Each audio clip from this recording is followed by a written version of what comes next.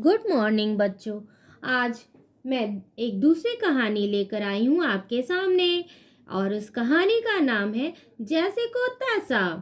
किसी गांव में एक निर्धन ब्राह्मण आया। कहानी का क्या नाम है? जैसे को तैसा। किसी गांव में एक निर्धन ब्राह्मण, निर्धन मतलब गरीब, गरीब ब्राह्मण आया। उसके साथ उसकी पत्नी भी थी। लोगों को ब्राह्मण दंपति का स्वभाव अच्छा लगा। दंपति मतलब पति पत्नी। लोगों को ब्राह्मण दंपति का स्वभाव अच्छा लगा। उन्होंने गांव के मंदिर के पास ब्राह्मण को झोपड़ी बनाकर रहने की अनुमति दे दी, क्योंकि उनका स्वभाव बहुत अच्छा था। गांव वालों की मदद से ब्राह्मण ने अपने लिए झोपड़ी बनाई और पत्नी के साथ उसमें रहने लगा। वह सुबह शाम मंदिर में पूजा करता और बाकी समय लोगों के कामों में उनकी मदद करता था। वह लोगों के पशुओं के लिए चारा लेकर आता था और खेतों के कामों में भी उनकी मदद किया करता था। क्योंकि सभी ने उनकी सहायता की थी, इसलिए वो सभी की मदद किया करता था। ब्राह्मणी भी पास पड़ोस के घर से कामों में औरतों की मदद किया करती थी। ब्राह्मण और ब्राह्मणी किसी से कुछ नहीं मांगते थे, लेकिन लोग अपनी खुशी से उन्हें जो दे देते वे उसी में संतुष्ट रहते थे। संतुष्ट यानी खुश रहते थे। गांव वाले भी ब्राह्मण और ब्राह्मणी के व्यवहार से बहुत खुश थे, इसलिए वे उन्हें कोई कमी नहीं होने देते थे। गांव में मंदिर के पास ही लाला दयाराम की दुकान थी। लाला दयाराम बहुत ही क्रूर स्वभाव का था। उसके मन में किसी के प्रति दया का भाव नहीं था। वह सदैव अपना भला सोचता था। वह लोगों को महंगा और घटिया सामान देता था।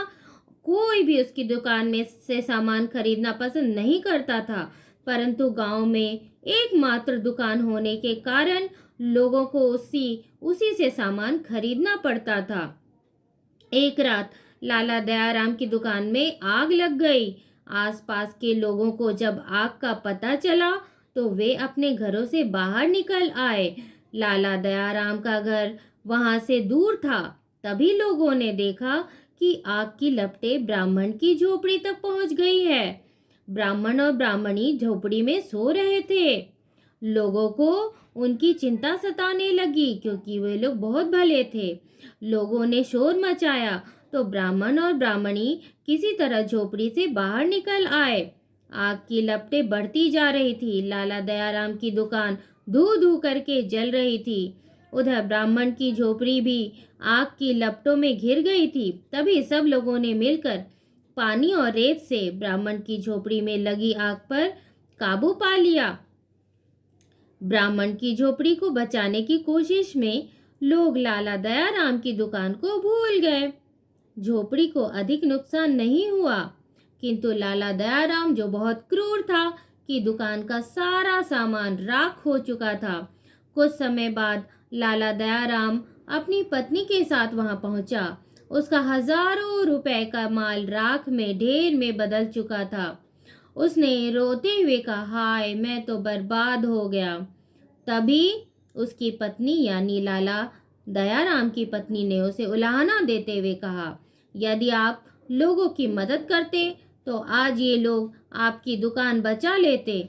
हम जैसा लोगों के साथ करते हैं हमें वैसा ही फल मिलता है, इसीलिए हमें कभी किसी के साथ बुरा नहीं करना चाहिए बच्चों।